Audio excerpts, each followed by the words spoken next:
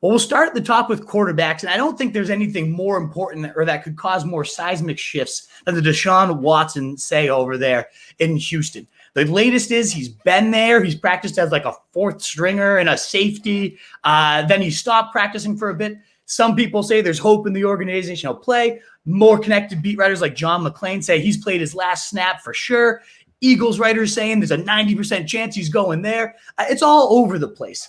What are your thoughts on how this plays out, and what do you kind of hope happens here? Yeah, I'm glad we are starting here, because I feel like this honestly hasn't got as much attention as I would have expected. He's a top 5 quarterback in the NFL in his prime. And did I correctly read he was playing snaps at defense in safety camp? Absolutely insane that happened.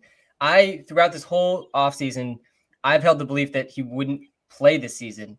But as we get closer and closer to week 1 and there's no suspension, like, I think it's just getting more and more likely that he plays. And I think like we saw this with Aaron Rodgers a little bit too. Obviously, 2 very different situations, but a lot of reports were coming out about Aaron Rodgers never playing a snap for the Packers again just a few months ago. So I think it's as the days go on and there's no suspension handed out by the league, which I think is kind of wild that there's not going to be a suspension given out. It seems like it might not come till the end of the season.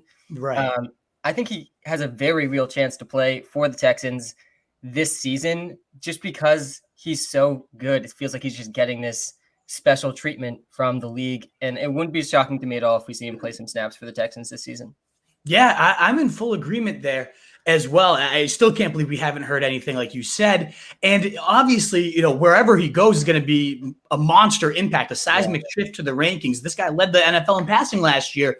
And so, the rumblings are that the Eagles were interested. The Broncos had a bombshell offer, but they took it off the table with the legal saga.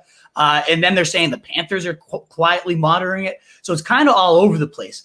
I mean, if I had my wish list, it would mostly be he goes to the Broncos. I would love to see Jerry Jeudy, Cortland Sutton with a real quarterback. Obviously, Javonte in that backfield, which we're going to dive into a little bit later, would be thrilling to see this offense ignite. I think they've got everything in place besides the quarterback Denver does. So I'd love to see that. I really don't want him to go to the Eagles just because I've drafted so much of Jalen Hurts, and that would just kind of destroy his value. But either way, you know who I'm drafting a lot of in best ball these days? One is Deshaun Watson in like the last couple of rounds. I absolutely love the fact that you can still get him and potentially have, whether you get suspended half the year, none of the year. Maybe you take the loss and you get suspended, but at that cost, it is what it is. But Brandon Cooks, he's going to be an alpha either way. And if he gets Deshaun Watson without Will Fuller and is that clear of an alpha, I mean, his value could skyrocket. I think he's going to be pretty good at his price, regardless of who's chucking him the rock. Do you like Cooks, or am I psycho for that? No, I absolutely agree with you on this one.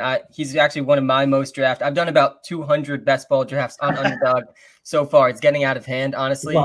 And I started way too early. I have a lot of Cam Akers, a lot of Michael Thomas. So my teams are already struggling a little bit. But in the drafts I'm doing now, no, I absolutely love Brandon Cooks. I honestly think he's the perfect hedge because even if Deshaun Watson doesn't play, you're still getting the number 1 receiver on the team that's going to get absolutely destroyed in almost every game they play this season. Exactly. So I do think like Brandon Cooks is a smash draft pick in like the 7th, 8th, 9th round where you're able to get him right now.